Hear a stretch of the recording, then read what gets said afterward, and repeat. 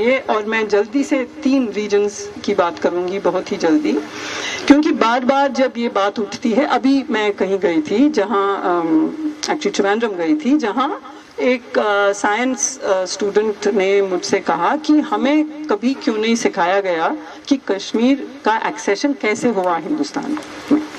हमें स्कूल में ये क्यों नहीं सिखाते, क्यों यही सिखाते हैं कि Kashmir is an integral part of India. तो सवाल बहुत ही गंभीर है और एक्चुअली ज़्यादा लोग इतिहास नहीं जानते। CHS के टीचर यहाँ मौजूद हैं और CHS के स्टूडेंट्स यहाँ मौजूद हैं। आप जानते हैं क्यों CHS पे और इतिहास पे इतना बड़ा हमला ये लोग करना चाहते हैं? क्योंकि इतिहास एक बार हम जान गए तो राष्ट्र के सारे रहस्य खुल जाएंगे, राष्ट्रवाद का पोल खुल जाएगा। यही है प्रॉब्लम। तो अगर आप जब हम कहते हैं बार बार इंडिया इंडिया, 15 अगस्त 1947 में उस वक्त उस मोमेंट पे इंडिया जिसे हम कह रहे हैं उसके कई जगह ऐसे थे, कई रीजन्स ऐसे थे जिनकी अपने स्वायत्त इतिहास थे, completely autonomous of the nation state. वो सीधे ब्रिटिश गवर्नमेंट के, ब्रिटिश सरकार के साथ वो डील कर रहे थे, नेगोशिएट कर रहे थे और उनकी अपना इतिहास था। लेकिन इस सब को एक तरफ करके इंडियन स्टेट ने एक बड़ा स्टेप लिया कि ये सब हमारा है। अब मणिपुर को लीजिए, मणिपुर 1947 में sorry, can you just keep those papers, thanks. एक इंडिपेंडेंट कॉन्स्टिट्यूशनल मोनार्की बनाया था, एक संवैधानिक राजशाही उन्होंने एस्टैब्लिश की थी with a democratically elected assembly.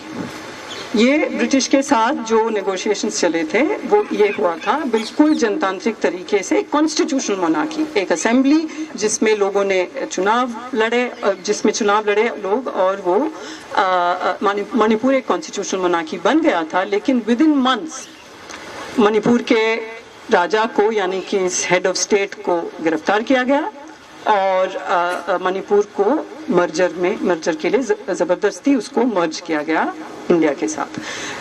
Nagaland को देखिए, हैदरी एग्रीमेंट था नागा नेशनल काउंसिल और ब्रिटिश गवर्नमेंट के बीच में, और नागालैंड को 10 साल का प्रोटेक्टेड स्टेटस दिया गया। उसके बाद उनको प्लेबिसाइट का हक दिया गया था, लेकिन ब्रिटिश के जाते ही इंडियन राष्ट्र राज्य ने नागा टेरिटरी को अपना डिक्लेयर किया और शायद सबसे पहला one of the first acts of the independent Indian government was to actually aerially bomb Nagaland.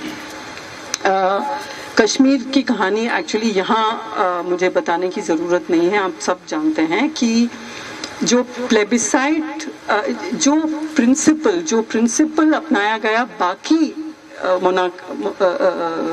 Kingly states के लिए, जैसे जूनागढ़ को लीजिए, जूनागढ़ के रूलर मुसलमान थे, लोग हिंदू थे, वो चाहते थे कि वो पाकिस्तान के साथ जाए, लेकिन प्रिंसिपल ये दोहराया गया कि लोग क्या चाहते हैं, और लोगों ने चाहा क्योंकि हिंदू मेजॉरिटी था कि हिंदुस्तान के साथ रहेंगे, तो जूनागढ़ हिंदुस्तान में आ गया। और ऐसे कई और स्टेट्स भी थे, लेकिन कश्मीर में ये हुआ कि जो एक्सेशन हुआ पाकिस्तानी वो ट्राइबल इन्वेजन के बाद, वो एक्सेशन एक शर्त पे हुआ था कि, और कश्मीर आप जानते ही हैं मुस्लिम मेजॉरिटी और हिंदू रूलर, तो वही प्रिंसिपल अपनाया जाना चाहिए था जो जूनागढ़ के साथ हुआ था, नहीं हुआ। और एक्सेशन इस शर्त पे हुआ कि जब इन्वेजन खत्म हो जाएगा, जब सिचुएशन शांत हो जाएगी, तब प्लेबिसाइट होगा। तब से आज तक प्लेबिसाइट नहीं हुआ है, और हम सब जानते हैं कि दुनिया भर में ये माना जाता है कि India is illegally occupying Kashmir. Everybody accepts it. Let us go and invade the US. Let us go and invade the European countries because we are a global superpower. And they are saying Kashmir is illegally occupied by India. ये क्यों है? आप जानते हैं text book आते हैं या time या न्यूज़ वीक आता है, उसमें जो मैप दिखाया जाता है उसमें हमेशा एक अलग तरह का मैप दिखाए, तो फिर उन कॉपीज को तभी बिल्कुल जलाया जाता है, सेंसर किया जाता है, हमारे पास आते ही नहीं हैं।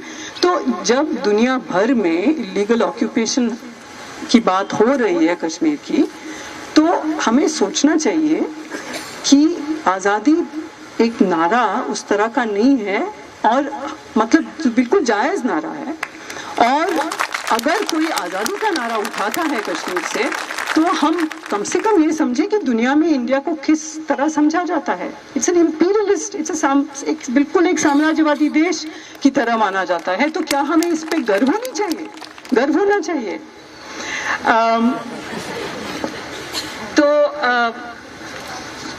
तो ये और हम जानते हैं कि जो जनतांत्रिक एस्पिरेशंस है लोगों के तरह तरह के, मतलब या नॉर्थ ईस्ट में या कश्मीर में हो या छत्तीसगढ़ में हो, एक आफ्स्पा जो है वो एक बहुत ही महत्वपूर्ण वो एक ब्रह्मास्त्र है, जिससे कि इंडियन नेशन स्टेट किसी न किसी तरह ऑर्डर को कायम रखता है, सोशल ऑर्डर को कायम रखता है। It is a daily emergency, वो एक निरंतर रोज़ाना इमरजेंसी है इन जगहों में जहां आफ्स्पा है। और क्योंकि हमारे नाम पे, यानी कि भारत के सिटीजन्स के नाम पे हमारे इलेक्टेड रिप्रेजेंटेटिव्स ये आफ्स्पा चला रहे हैं, हम सब इसके इनजस्टिस में, इसके अन्याय में हम सब मौजूद हैं। हमारे नाम पे किया जा रहा है कि something like I don't know 30-40% of the country is under military rule. तो भारत का चेहरा, इंडिया या हिंदुस्तान का चेहरा जो कश्मीर देखता है और नॉर्थ ईस्ट देखता है और छत्तीसगढ़ के आदिवासी देखते हैं, वो है इंडियन आर्मी। ये हम याद रखें।